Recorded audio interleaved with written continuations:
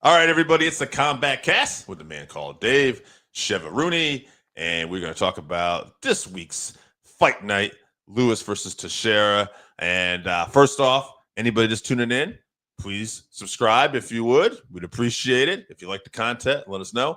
And if you are a regular viewer, why don't we tell people we got coming up? All right, July 19th, UFC 318, Holloway versus Poirier 3, 10 p.m. from New Orleans. Dustin's retirement fight. Looking forward to this one. Gonna be sad either way, but good to see Dustin go out in his home state. And then July 26th, UFC Fight Night, Whitaker versus De Ridder. That's interesting middleweight matchup. And that's 3 p.m. from Abu Dhabi. We like those Middle East cards over here on the East Coast. And then August 2nd, UFC Fight Night, Albazi versus Tyra. That's 6 p.m. from the Apex. Interesting flyweight matchup. Maybe a couple guys jockeying for a title shot after Van, obviously. Yeah, some interesting fights definitely coming up.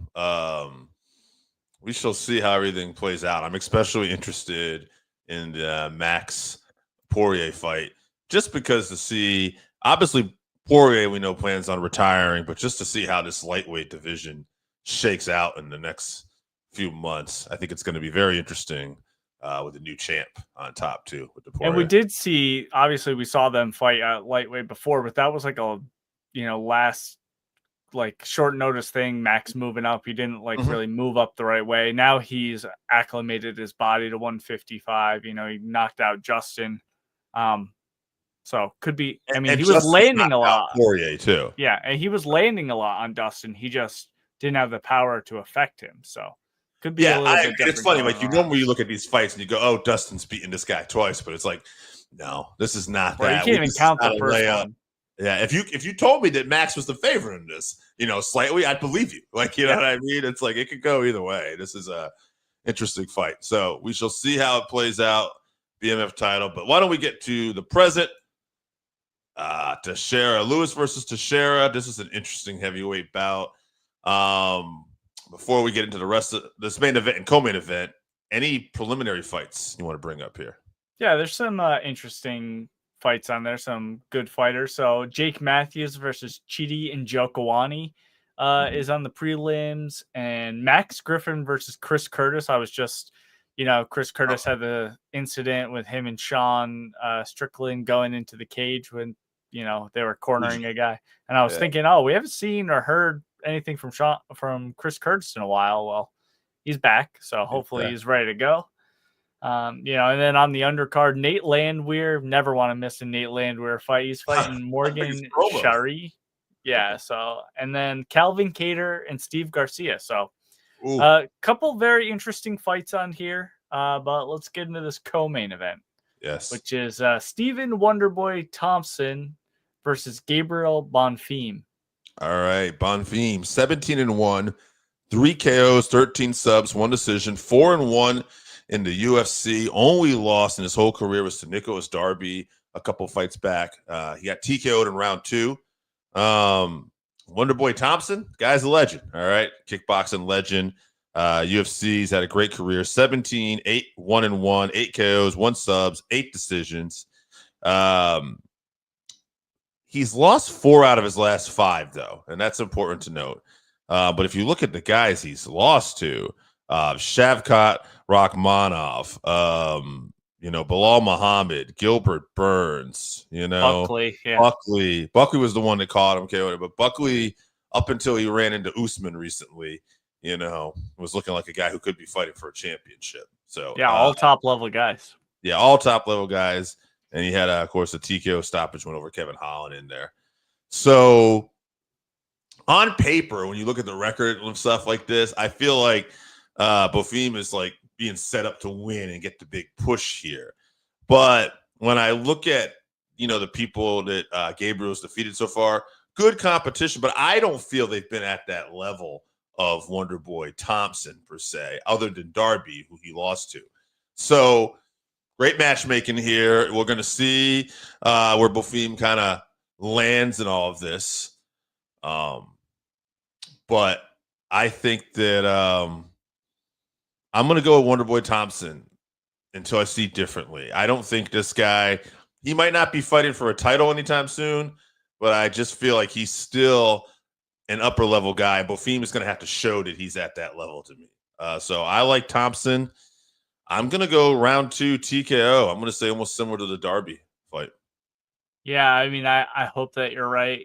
Wonderboy is 42 at this point. That's the thing, right? You know, you mentioned the 4 out of 5 losses, which is significant, but like you said, the top level guys. So, but he is 42. His style relies heavily on speed, and that is one of the first things to go when you're getting to that age. I mean, he still looks like he's pretty good, but it only takes those at that level. It only takes the slightest, diminishment of your reactions or whatever, to get punished. So another thing going for Wonderboy though is he does have great takedown defense. Yes. So obviously Bonfim, submission artist, he's going for the sub. He's not going to TKO Wonderboy most likely. So if Wonderboy's takedown defense can hold up, I can see him definitely picking Bonfim apart, but I just think at this point, it's more likely that Bonfim gets a hold of him, catches him, and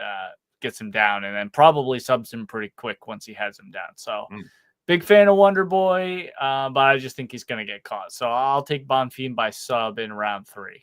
We're probably going to have a sad weekend here then. Because... Yeah. So, all right, moving on. Main event here. Derrick Lewis versus Tallison Teixeira. All right. Derrick Lewis, 29-12-1, 22 KOs, 1 sub, 4 decision. Performance of the night 5 times. Fight of the night 3 times. Most knockouts in UFC history. Most knockouts in UFC heavyweight division. The guy is a KO artist. He's a legend for that reason. Tallison Teixeira 8-0, 7 KOs, 1 sub. This guy has undefeated, all finishes. He's 1-0 in the UFC. Came off the Contender Series. He got a performance of the night. He is set to be a star right now. It looks like he's 6'7". He's a huge guy. I gotta favor him here. I like Derrick, but I gotta favor Tallison here. That being said, it's the heavyweights. Tallison Teixeira is still young in this game. 25, yeah. Yeah, but I mean, 8 pro fights. So I very realistically could see Derrick Lewis catching him and knocking him out and putting him to sleep for the first time in his career. Very possible.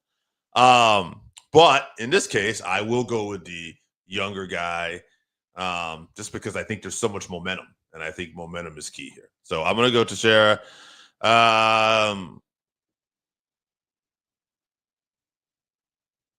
It's going to be a finish because they don't know any other way, I don't think. One of these guys is going to get finished. I'll go round 2.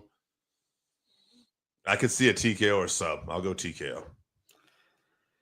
Yeah, I don't know if I agree with you on this one. This is where the heavyweight division's at, I guess. So you're kind of flipping, with my theory on it. Yeah, the 8-0 guy whose only win in the UFC is over Justin Tafa is now headlining a card. That's where we're at. That's wild to me. But yeah, like you said, he is young. He's 25, so definitely more athletic than the Black Beast. He's going to have a speed advantage. Sure.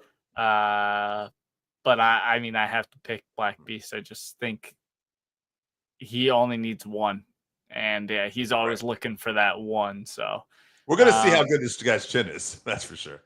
Yeah, well, so I don't think anyone can hold up the Black Beast. So I'm gonna say KO round 2 for Derrick Lewis, and he's gonna do his sweet belly slide thing and stick his tongue out, and he's gonna say some wild shit on the mic.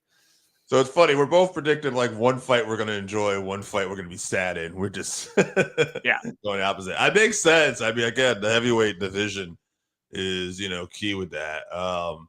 We still see. It's funny. I love Derrick Lewis, and I do pick him from time to time, but I never go into a fight thinking like he's the more skilled fighter. It's because it's not. It's just he's the epitome of a puncher's chance, but he just, he knows how to maximize that too. He beats those odds a lot of times. Yeah. So, and I think he's won 2 out of his last 3 right now, so he's doing all right. Yeah, he had a losing streak. They took him out of that top tier like title fight contender guys and just made some fun fights for him. So, yeah. All right. Well, should be a fun card this weekend, I think, honestly. Why don't we tell people we got coming up one more time? All right. July 19th, UFC 318, Holloway versus Poirier 3.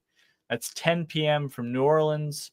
And then July 26th, UFC Fight Night, Whitaker versus DeRitter, 3 p.m. from Abu Dhabi.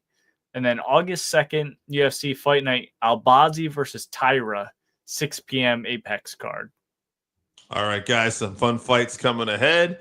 Enjoy Lewis versus Teixeira this weekend, and we'll see you next week here at the Combatcast.